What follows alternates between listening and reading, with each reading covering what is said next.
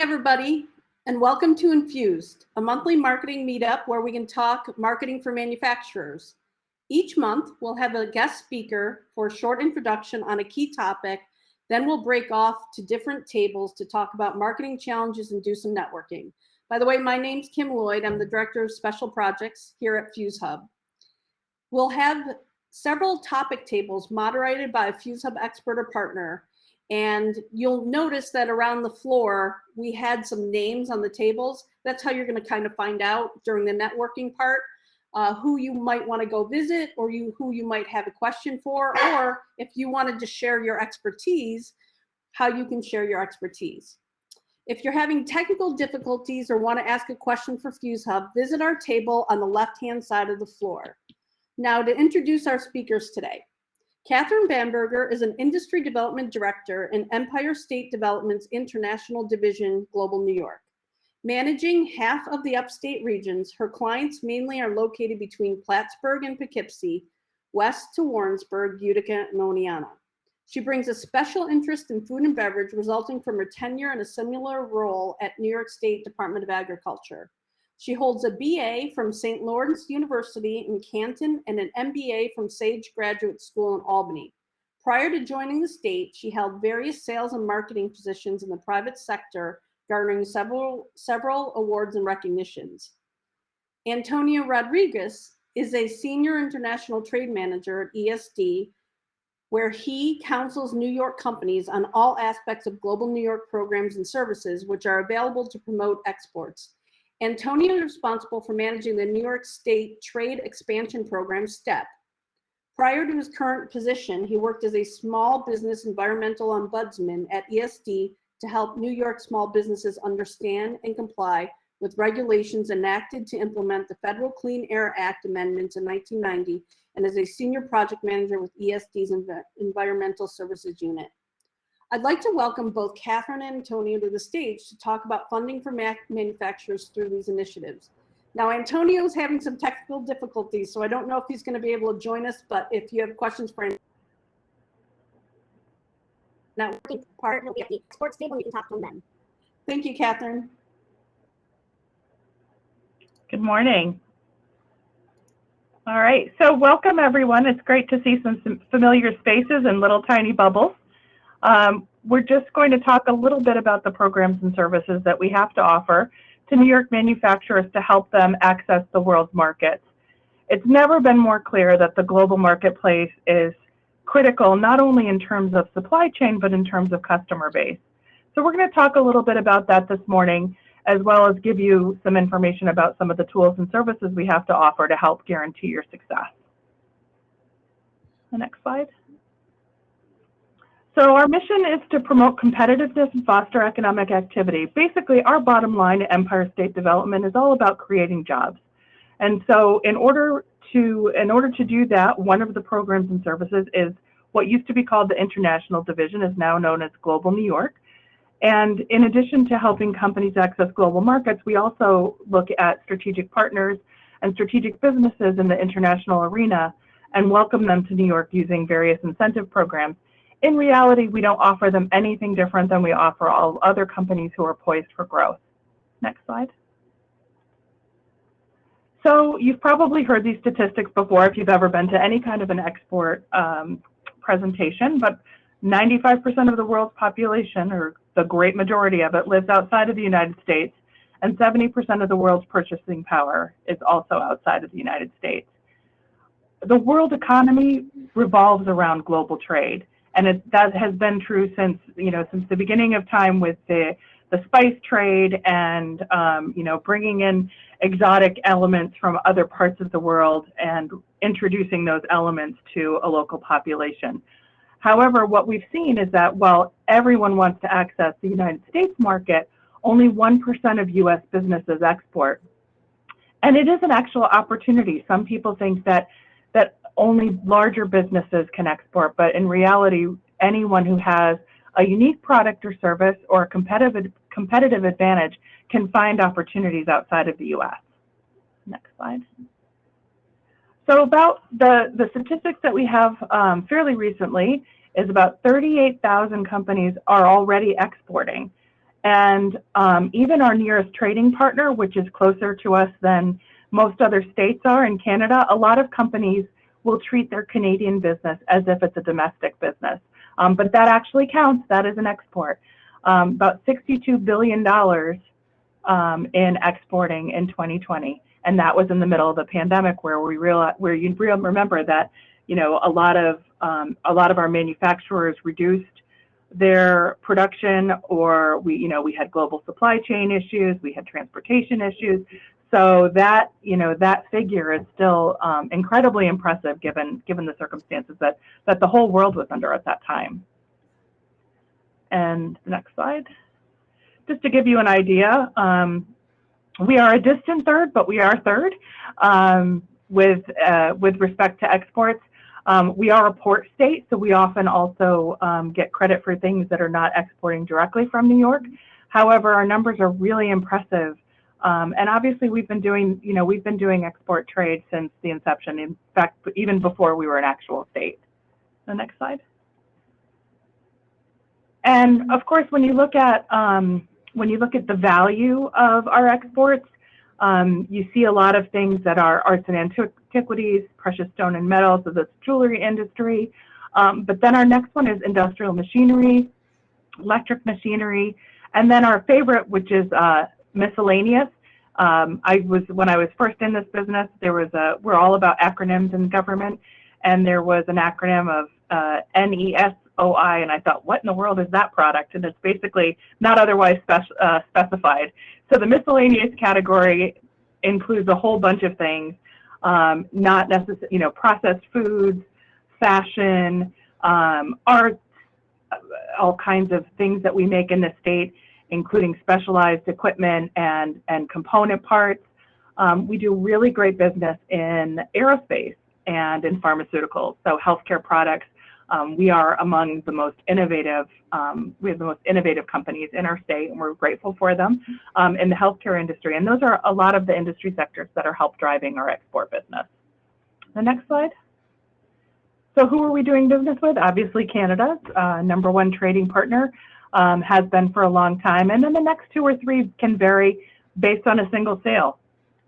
Depending on where the partner companies can be, it can really swing some of the numbers. So overall, Canada is usually one of our top. Europe, again, China has come up in the ranks tremendously in the last 5 or 10 years. Mexico is usually a pretty steady trading partner. And then we import goods, as you can see on the right-hand side there, from many of the same markets, but also a few different ones. And again, a single big sale for somebody like a General Electric, an Angiodynamics, some of our bigger companies can really swing some of those numbers from year to year. The next slide is a little bit about the regional economic development region. So if you've been a part of your regional economic development, you know all about this.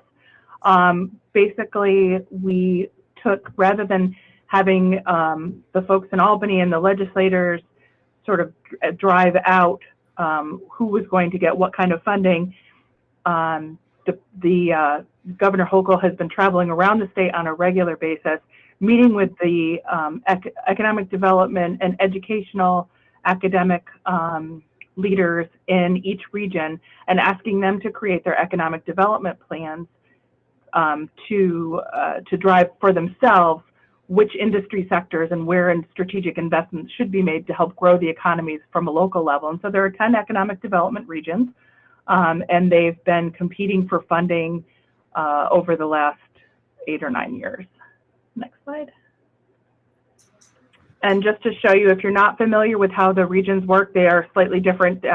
Tourism has their regions and economic development has our regions. These are the counties as they correspond to each region. And then that right-hand column is the members of our staff that correspond to each of those regions. We tried to include a particular, in every regional economic development region, every year when they submit their strategic plans, they are asked to also consider their global business opportunities. And so one of our staff members is assigned to help with that and help support that, provide some statistics if necessary, and also learn a little bit more about the strategic plans for each of the economic development regions. And then the next slide, we just have, again, our staff, not only the 4 of us that are in the upstate regions, but also our New York City office, where the 5 boroughs and Long Island are managed out of that office, with a couple of other team members who you will probably interact with if you partake in any of our programs and services. Lauren Quealy and Cherry Maj, in particular, are extraordinarily helpful to our companies, helping them submit their applications and submit their reimbursement requests. Next slide. So what do we have in our toolkit? Basically, for each of the companies that meet the criteria, which is that they're located in New York, that their products are made or have significant value created in the state of New York or in the US, depending on the program, we offer a sort of a bundle of service opportunities. And these include our Export Marketing Assistance Service. And remember, I said that acronyms are our business. So EMAS is how we fondly refer to that product. State Trade Expansion Program, you'll hear a lot about STEP grants. We're talking about that a lot today. The Global New York Grant Fund Program, and then we also offer technical assistance. And how do we do that? In addition to our staff here in New York, we also have contractors in various markets, strategic markets around the region. You'll remember from our key trading partners, that's where we have most of our offices. Canada, obviously, again, our closest trading partner, and Mexico. The Mexico and the Africa offices are both in a cooperation agreement with the Council of Great Lakes Governors and St. Lawrence Premiers, so they also represent interests of other states, and so they're very well versed in bringing U.S. companies into their markets and providing them with that export marketing assistance service, as well as managing trade missions and doing a little bit of due diligence for some of our companies. Europe has been a very hot market, and particularly with the Brexit issue, they have been doing a lot of work for our companies to try to determine where the best opportunities might lie outside of the UK. Our Israeli office has been very busy and very active, one of our longest serving trade representatives. And then India primarily concentrating, that's a brand new one, that's primarily concentrating on foreign direct investment, which is companies from India that want to locate in the US. Particularly, we'd like them to come to New York. And then our China office. And out of that office, they have been managing trade shows and export marketing assistance on our behalf for about 5 years now. Next slide. Mine is frozen. So what is that EMAS service? That is free market research in those markets where we have representatives. We offer an opportunity for you to tell us a little bit more about your company. Who are your ideal clients? What are your products? What are the distinguishing features of your products that might make them interesting to a customer outside of the United States? And so they provide a very personalized service. They will do some research on your behalf. And in addition to the market research, I'm going to go to the next slide, please. They also provide list of potential partners. And so they'll do that by your describing what your ideal customer looks like. They will then take that back to their market and say, does that same customer exist in our market, or is it different? Is the access to that market through a different channel? And they will provide you with that list of information, and then you can do a little bit of background research on those companies. And then if you select a few of them, then our offices help to organize interviews with those customers, potential customers. Next slide.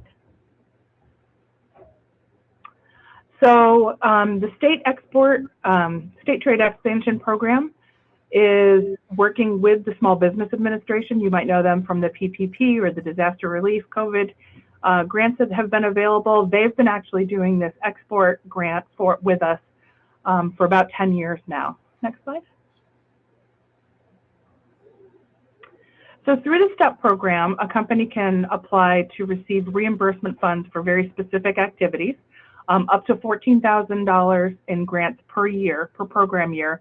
Over the last year, we've actually been running some simultaneous programs. Now, thankfully, we're back to just a single program, which is easier to understand a little bit.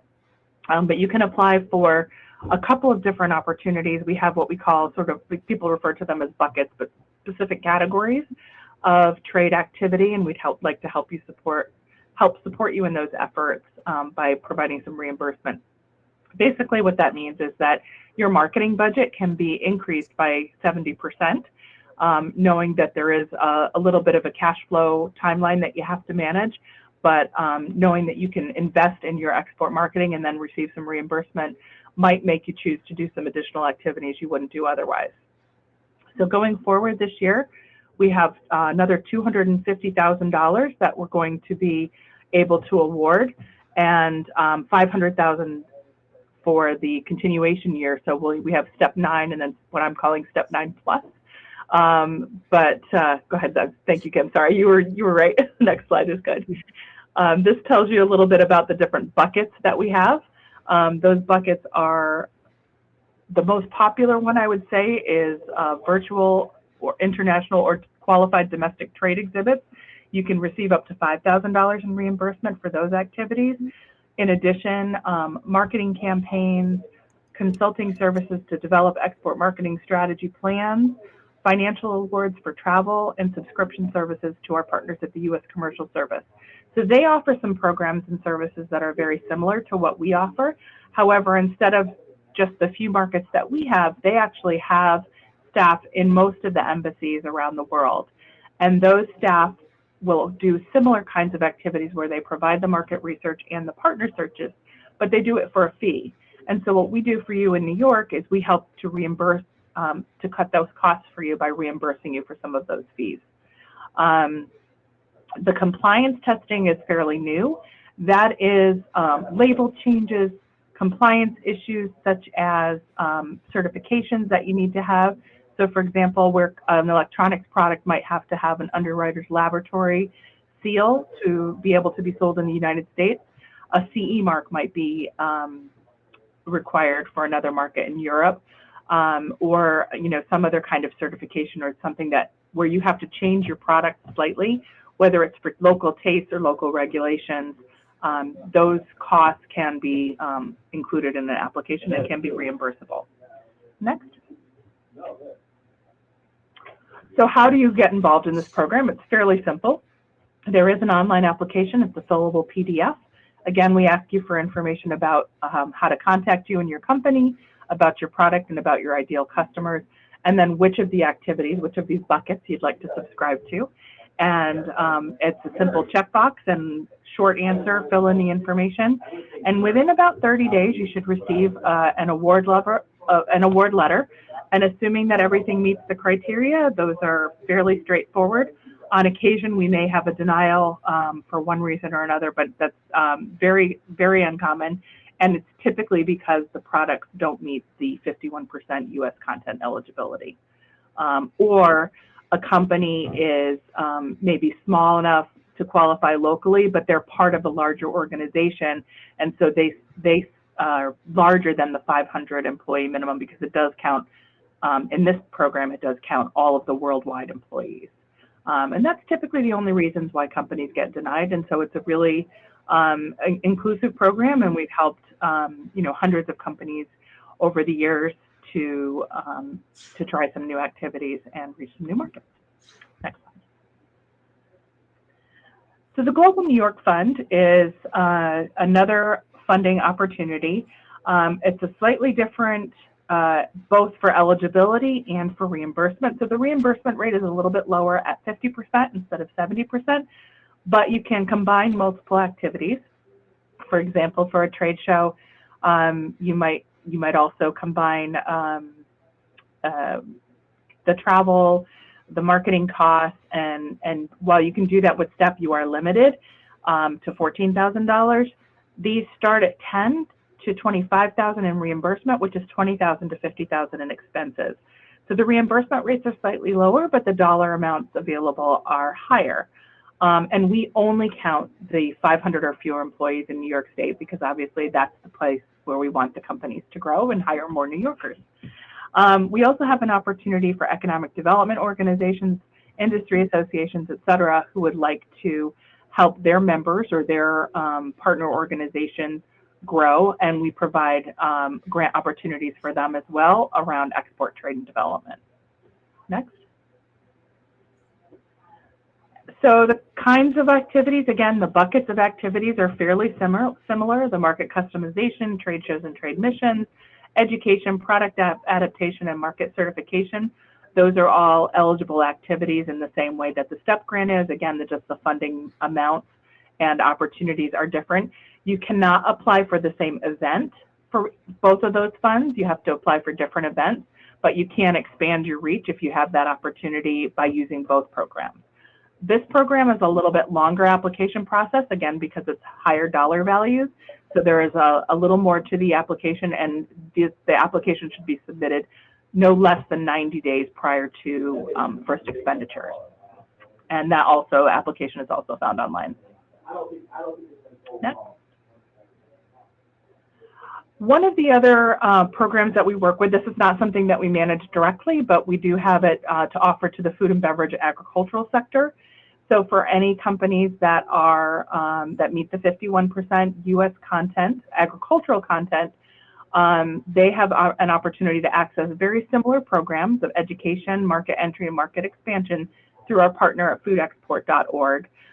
Again, there's an application process. There are similar kinds of grant reimbursements, as well as some online education. Some of they have a newsletter that's very informative. They have an online specific education program to learn about shipping terms and tariffs and freight forwarding and a lot of the different kinds of components that go into particularly food and beverage, because like medical supplies, food and beverage is very highly regulated, and it is mostly above and beyond many other products. And so it's a great service that we're able to offer. They also have representatives around the world. They cover about 25 markets through their representatives. Again, this is a sort of a separate program, so we can't cross match with this one. But it is a terrific resource for our companies that are in that sector. And I think that is the last one. Yeah. So again, my name is Catherine Bamberger. I know I'm on LinkedIn. I'd be happy to connect with you. I'm also available for any questions, and I'll be in the forum table. So come and visit. Yes, thank you, Catherine. That was really helpful. I can vouch for the program firsthand. It's great. Catherine will be at the STEP table, and like I said, and hopefully Antonio can also a good resource to talk to about Global New York STEP. Will be at the exporting table. So, you know, just as you can ask them questions in person, because we're not going to do like a live Q&A at this point in time. We want to get back to the floor for networking. So just to give you a quick tour of the other tables, I'll be at the website table if you have questions about websites or want to share a story with other people about your website redesign experience or issues you might be having. We have branding and strategy. Paul Hook from Fuse Hub is going to be at that table. Content and SEO, Steve Melito. Brianna Campbell will be on the email marketing table. She's the one that sends out all those great emails that you see every day. Brent Pickard, our brand new marketing and events managers at the software and tools table. He's used a lot of marketing software and tools and can share some things about that. Eric Fasser, he runs our solutions program. Now, this doesn't have to do with marketing, but a lot of times I know that people wear multiple hats. So if you have any product development questions or any manufacturing questions, he can answer those. And then Patty Reckenberger, who runs our innovation fund, she'll be at the innovation fund table. So you have questions about the commercialization competition or any of the innovation fund, you can stop there. Again, if you have something that you have a question about and want to put it into the chat, feel free to put something into the chat, and then you guys can have other people attending can have a conversation about it, and then you can meet at one of the networking tables. So feel free to do something like that. At the bottom of your screen, there is a chat bubble. It's a toolbar. There's a chat there. You can chat and talk to anyone and post any questions right within the chat. When we're done today, we'd like to offer you a free needs assessment to kick off any project that you might have, whether it's delivered through us or someone else. We're happy to provide that expertise to help you with a needs assessment that would feed into a project that you could ultimately do to help kick your digital marketing efforts off or anything that has to do with marketing or development. So go to the Fuse Hub table and talk to Ben. He'll be there to schedule those needs assessments. When the floor closes at noon, it'll automatically close, but the next meetup is going to be Monday, November 22nd, right before Thanksgiving. So hopefully you can come. We're going to talk about PR and media. That'll be a topic. We'll have a guest speaker from our PR company, the Martin Group, to kind of talk about their experiences in doing PR for manufacturers. So thanks for coming, and let's get to the floor and do some networking. Thank you.